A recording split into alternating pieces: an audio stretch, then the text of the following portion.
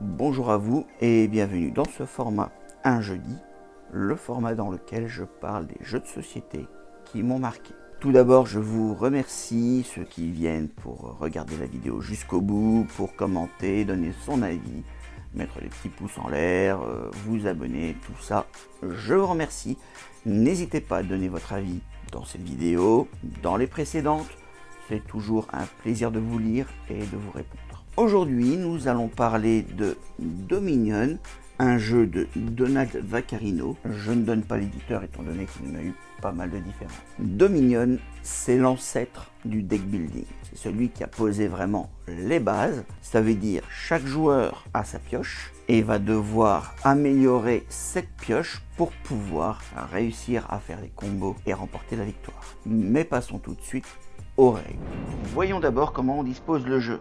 Il existe déjà plein de cartes différentes. On va jouer avec 10 types sur la vingtaine de disponibles dans le jeu de base, mais aussi on peut mélanger ça avec les cartes des extensions. On va de toute façon jouer qu'avec 10 types. On détermine les cartes avec lesquelles on joue, soit avec ce qui est marqué dans les règles pour une partie débutant, soit en utilisant ici les cartes spéciales pour pouvoir tirer au sort. On va disposer le jeu et ensuite on pourra commencer à jouer. Voilà la disposition classique. Alors, dans la disposition classique, nous avons plusieurs types de cartes. Les plus simples, les jaunes, c'est de la monnaie. Ça va nous permettre de pouvoir acheter les cartes. Les vertes sont des points de victoire. C'est celles qui vont donc déterminer à la fin du jeu qui gagne. Ensuite, nous avons ici les cartes un peu plus spéciales, celles qu'on a tirées au sort. On a les bleus, c'est plutôt de la défense, parce que il y a moyen avec certaines cartes d'attaquer les autres joueurs, tous les autres joueurs sans distinction, et donc de leur faire perdre des cartes pourries dans leur jeu,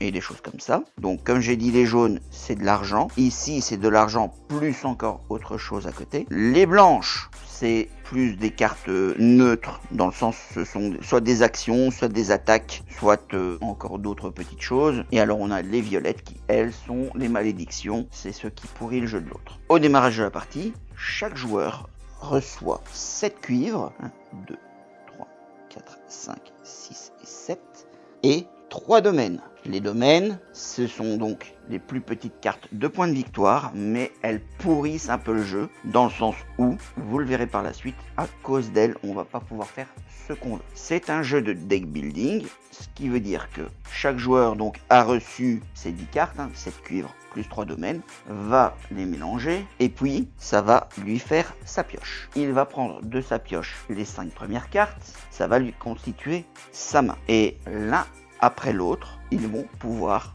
jouer leurs mains pour essayer de gagner des points de victoire ou au moins d'améliorer leur pioche afin de faire de meilleures actions. Par exemple ici, si c'est à moi de jouer, j'ai 5 cuivres. Très bien. Chaque joueur au début de son tour a droit à une action, donc ça veut dire poser une carte action, et un achat, ça veut dire pouvoir payer, pouvoir acheter une des cartes avec l'argent qu'il a dans sa main. Chaque pioche commune est constituée de 10 fois la même carte, ce qui fait qu'il n'y a pas de surprise quand quelqu'un prend une carte, celle du dessous est pareille. Dans l'ordre, donc, on va faire nos actions, et quand on a fini de faire nos actions, plus envie de faire d'actions, on peut faire un achat, voire plus si les actions m'en donnent. Par exemple, ici, j'ai 5 pièces. Donc, je peux acheter quelque chose, un achat toujours, donc une carte valant jusqu'à 5 pièces. Le coût d'achat est en dessous de chaque carte. Je les ai mis dans l'ordre d'achat pour avoir plus facile. Donc, par exemple, ici, je peux aller jusqu'à l'hôtel de la monnaie. Bien entendu, il faut étudier un peu les cartes à l'avance pour savoir, oui, qu'est-ce que je peux acheter. Prenons un exemple. Route commerciale me donne un achat en plus, donc ça veut dire que je pourrais faire 2 achats quand je la joue, et en plus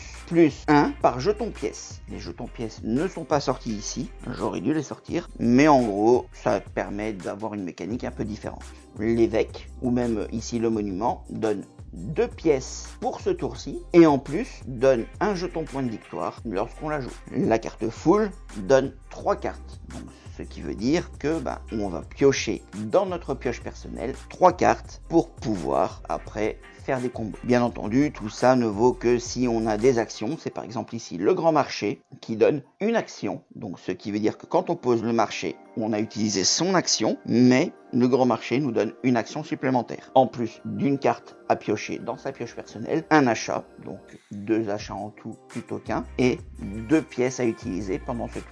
Je ne vais pas expliquer toutes les cartes parce que sinon on en a pour des heures, mais en gros par exemple avec mes 5 pièces, je peux aller donc jusqu'à l'hôtel de la monnaie, je peux aller jusqu'au duché et je peux aller jusqu'à l'argent. Quand j'ai pioché, par exemple ici, avec mes 5 pièces, bon, je vais prendre de l'argent, c'est bien. Je la pose dans une défausse et toutes les cartes que j'avais en main vont dans la défausse. Je reprends 5 cartes.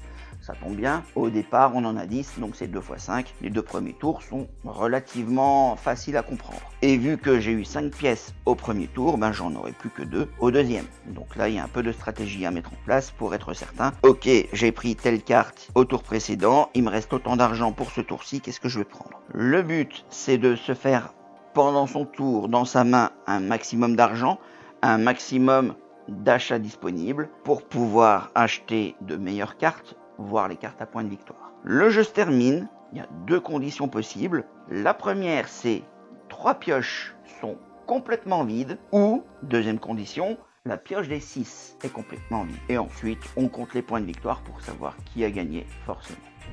Voilà pour les règles de base. Bien entendu, il existe une multitude d'extensions qui permettent de changer un tout petit peu les règles, d'en rajouter des nouvelles. Je vous laisserai découvrir ça par vous-même. Mais maintenant, pourquoi ce jeu m'a marqué? Comme je l'ai dit, c'est l'ancêtre du deck building. C'est celui qui a posé les bases du style 10 cartes au départ, 7 bonnes et 3 qui ne servent pas plus que ça au début de la partie.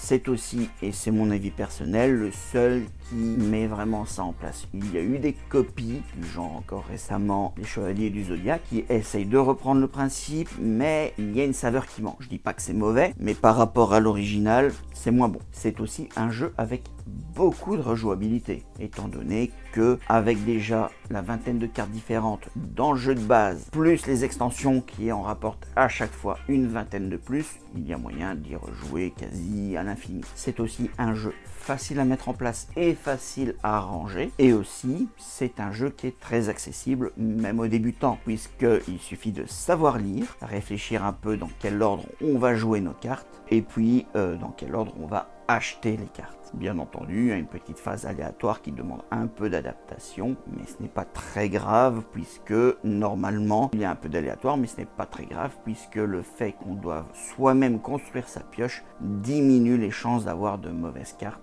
bien entendu, si on ne compte pas le fait que les autres joueurs puissent venir un peu pourrir notre jeu. Pour conclure, c'est un très bon jeu. N'hésitez pas, si jamais vous voulez l'acheter, regardez bien, il faut prendre donc la boîte de base et pas des extensions pour commencer. Il y a 2 boîtes de base qu'on peut même mixer après entre eux. Et puis il y a 5-6 extensions à côté. Dominion, c'est aussi une franchise qui s'étend un peu. Il est également possible d'y jouer sur internet. Je vous mettrai les liens dans la description. N'hésitez pas à me dire vraiment ce que vous en pensez dans les commentaires, si vous y avez déjà joué, si vous avez l'intention de tester. Et je vous donne rendez-vous le mois prochain, dans un jeudi, pour un jeu totalement différent de ce que vous avez déjà vu dans ce format. N'hésitez pas toujours, comme j'ai déjà dit, les commentaires, les pouces en l'air, les abonnements, le partage, pour que ce soit vu par un plus grand nombre. Bon amusement et à la prochaine.